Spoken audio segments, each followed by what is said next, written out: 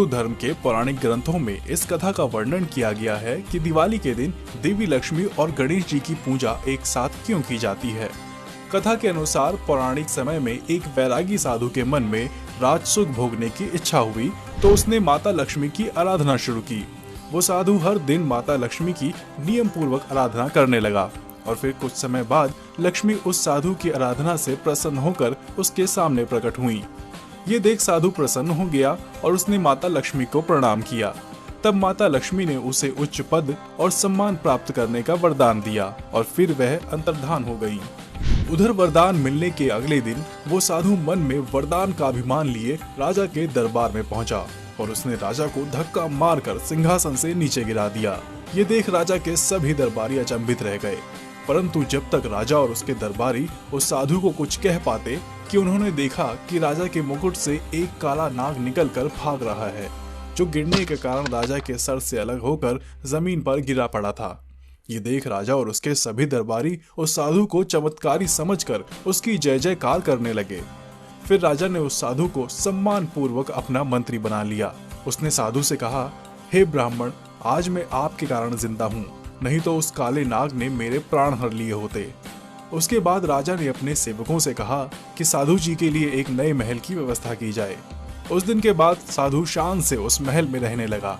अभी साधु को आए हुए कुछ ही दिन हुए थे और एक दिन राजा अपने दरबारी के साथ किसी विषय पर विचार कर रहे थे कि तभी वह साधु वहां आया और भरे दरबार में राजा को अपने साथ खींचकर ले जाने लगा। ये देखकर सभी दरबारी मन में सोचने लगे कि अब इस साधु महाराज को क्या हो गया है। लेकिन अगले ही पल सारे दरबारी राजा के पीछे पीछे भागे और जब वे सभी महल से बाहर निकले, एक जोर का भूकंप आया और वो महल खंडहर में तब्दील हो गया।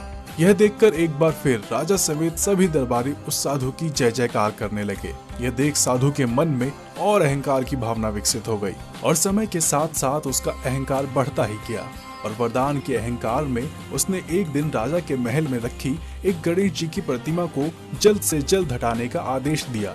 वो भी केवल इसलिए कि उसे गणेश जी की वह प्रतिमा देखने में बिल्कुल भी अच्छी नहीं लगती थी। साधु के इस कार्य से गणेश जी रुष्ट हो गए और फिर साधु की बुद्धि भी भ्रष्ट होने लगी, जिसकी वजह से वह उल्टा पुल्टा काम करने लगा। ये देख राजा ने उस साधु को कारागार में डलवा दिया। कारागार जाने के बाद साधु को एक बार फिर माता लक्ष्मी की याद आई और वह पुनः उनकी आराधना करने लगा। लक्ष्मी जी ने कारागार में दर्शन देकर कहा कि तुमने गणेश जी का अपमान किया है, अतः गणेश जी की आराधना करके उन्हें प्रसन्न करो। फिर साधु ने माता लक्ष्मी के आदेश अनुसार गणेश जी की आराधना की और तब जाकर गणेश जी का क्रोध शांत हुआ। और फिर कुछ दिन बाद गणेश जी राजा के सपने में आए और उनसे बोले, राजन, साधु को सम्मान पूर्वक एक बार फिर से अपना मंत्री बना लो। फिर अगले दिन राजा ने गणेश जी के आदेश का पालन करते हुए साधु को मंत्री पद देकर सुशोभित किया। इस प्रकार लक्ष्मी जी और गणेश जी की पूजा साथ साथ होने लगी, क्योंकि हिंदू धर्म में बुद्धि का देवता गणेश जी को माना गया है और ऐसा माना जाता है कि लक्ष्मी जी आ भी जाएं तो बुद्धि के उपयोग के बिना आप उन्हें अपने पास रोक नहीं सकते।